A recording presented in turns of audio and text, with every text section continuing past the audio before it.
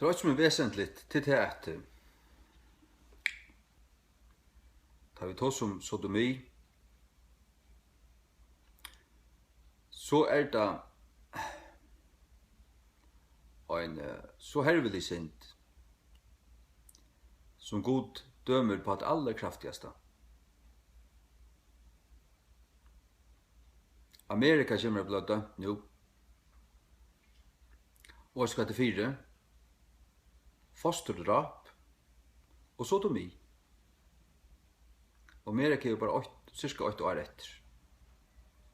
Så krasjer det, og det var omgående en 20 år.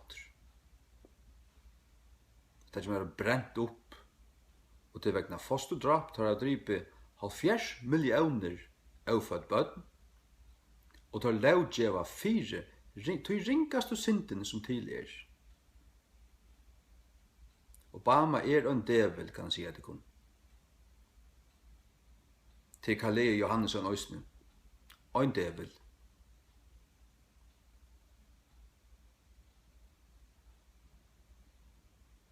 Og borgarstjørn i havn.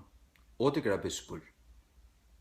Vi har signaleret for ødelen falske, at han har ikke møtresten her. Når jeg tar en medvortaler imot det, tar kalddøren at han mannen sier han skulle være blekkere fangsel. Men han ikke sier et år imot Sotomo, prestinnene. Og hun er ikke den øyneste til flere, som har allmänt uttalt seg om det at de har ikke møtt det. Og tar sitta som prester. Og bispor sitter som bispor, Jekvan Fryksson. Han har vært og i høvesturen i heimamisjonen. Han har prætika, han vet alt. Hvis han mer ikke vender om, så får han i helvete.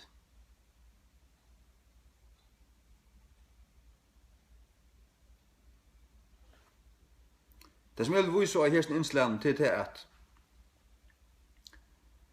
det er ikke bare de som gjør dette, som verd til en avvisa straff, men øysten de som har hona i det. Tog at Romerbrev i 8, det lyser og frafall, at det lyser mennesker som har kjent vite om Gud, de har haft en kunnleik om Gud, men det løter ikke ui at innehalde han. Det løter han gleppa. Det elskar ikke sannløykan som det stendur om i Thessalonikerbrevnen. Det hadde ikke kærløyka til sannløykan. Og du skal Gud gjøre dem denne kraftmikla vittlo. Og det er det som hender nu. Det er darwinisme og sodomi. Og det er at Gud ikke til. Som det sier. At det trykker tog altså. At Gud ikke til. Gud er til, kan det bare si at det kom. Våttan til seg selv være visar gjørdestar darar. Jeg leser altså i Romerbrevet 8. Og brøyte dårtins forgangslige Guds ivrujende mynd, gjørt luk forgangslige manne, at det bals tilbyan. Det tar man for å tilbya mennesker stein for Gud. Og det gjør det folk i det.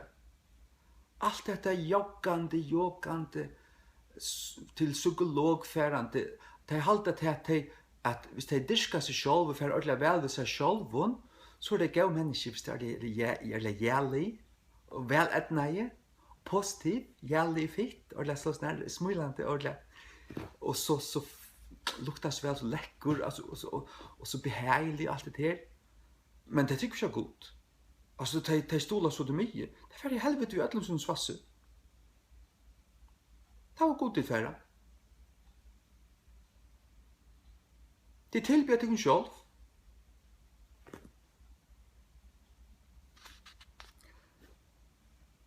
Og foklun og færføtten djauren og skritsikton.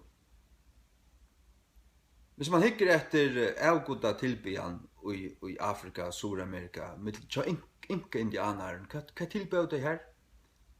Du finner okkurt hedle der som det er tilbye. Det er skritskikt.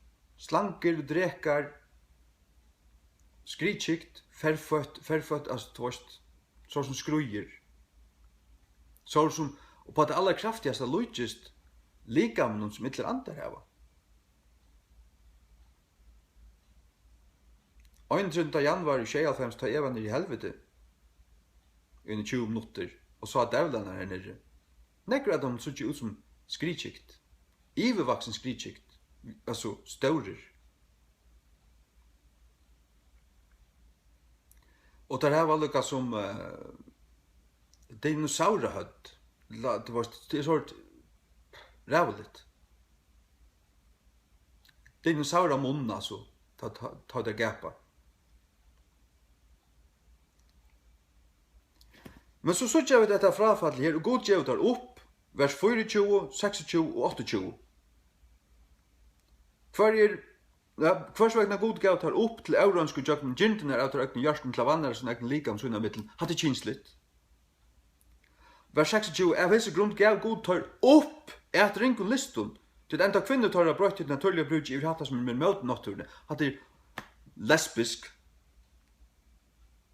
Vers 28, enda som tar en loika i øy at atturhalda god i kunnlagasunnen, det er kjent, føringar har kjent god, har haft, öll av vita. Om det ikke har kjent god personlig, så er det vita, men det skal ikke om at atterhalda kunnlagan om god. Gav god tar iver til at atterkastligt sinne. Atterkastligt til reprobate, forkastligt kan man säga, atterkastligt sinne. Til at gjøre hæsar loder som er ikke sømmelige, og vi har langt å lise det til kynsligt.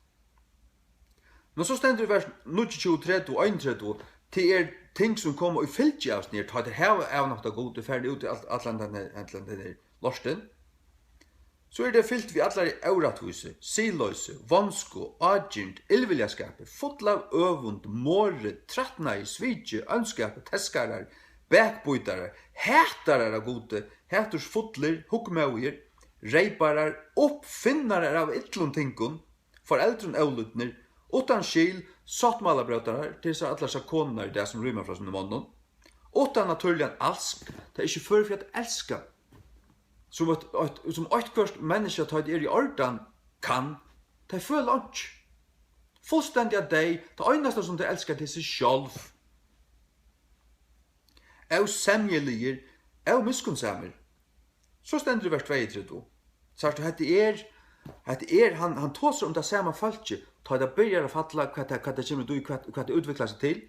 Så sier han vers 22, hver kjennande døm Guds, at tar som fremjar slukka loter verdig til deia. Så stender, ikkje øynans gerinar somo, men hava hona oi tøymon som gera tøy. Det vil si her er två balkar. Her er somo som færd ut i at det gera det, men så er det annor som halda vi.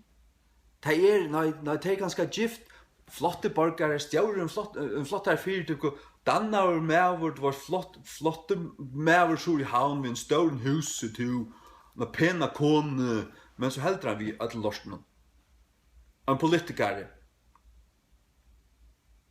i kjæleslotsen, signar, ringast og sint, og i godsbøk.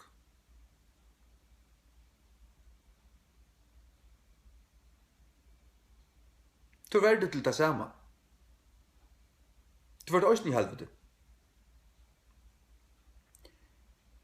Verdig til deia, ikke annars gjerina som menn av honutøymon som gjerra tøy. Da han sier verdig til deia, så er det ut fra Moselav. Moselav sier at folk som gjør det her, det var verdig til deia. Og jeg vet at det er folk som spotta, ja, kvært så vi, og en mann som fer sånn av kone og finner det at hun ikke er jomfru, så stendte det her at han kunne gå støynana.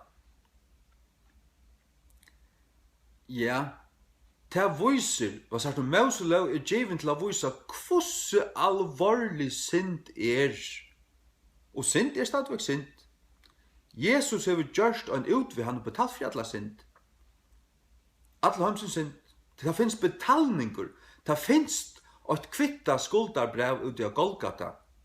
Til øyne kvann at avvønta, men han som ikke skøyter om til, vrøye Guds verer verande av en slukon, og tar han døyr, så skal han standa til svars for hverjon avgagns åri han vil tala, og hverjar synd, alt kommer å være skjønnligt, og du fart fotland av for alla dina synd.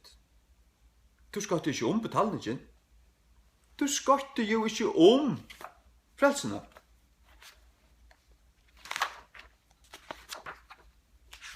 Johannes 3. 16 og 17. Til så elskar I god heimen at han gav sin øyngittna son, til tess at hver som helst tror av han skulle ikke glætast, men hava av et verent liv. Hver som helst tror av han, hver som helst. Til god sendte ikke son sin inn I heimen at fordøme heimen, nøy, men at heimeren tjøknen han måtte være frelstur, might be, til innskjøshotter, måtte være vi ett I ett, måtte blive. Det vil si at nu stendet det allan heimen og I bøye at løa frelstur. Tu sendte Jesus lærersvennerne ut, han sier ferdig ut om allan heimen og prater ikke glede på skapen, for kvarnskapen ikke. Han som tror og vil døptur skal være frelstur, han som tror ikke skal være helt dømtur. Damned. Til helvetes dømur. Lat ongan helvetes falslæra siga der ærvise. Vers 18. Nå sier han til at han, til Gud sendte ikke sånn som inn I heimen og fordøme heimen, men at heimen tjøkne han måtte være frelstur. Han og tror og han vil ikke fordømtur. Men han og tror ikke fordømtur langt. Av til at han hever ikke tro av navn hins øyngittna sonar Guds. Og vers 36, Johannes 3, 36, han som tror av sonen hever av et verent liv. Det har vi. Og han som tror ikke sinnen skal ikke sutja liv, men Guds vrøye verur verande av honom. Du er et vrøyenarbaden, du er et avlutningsbaden, du er et djevelsensbaden. Du er et tvøyfalt helvetesbaden. Bispur er tudjefalt helvetesbaden. Bispur er største som du mittur som nekkan det være I fargen. Hvis han ikke vender om, så får han I helvete. Hatt I blotjen.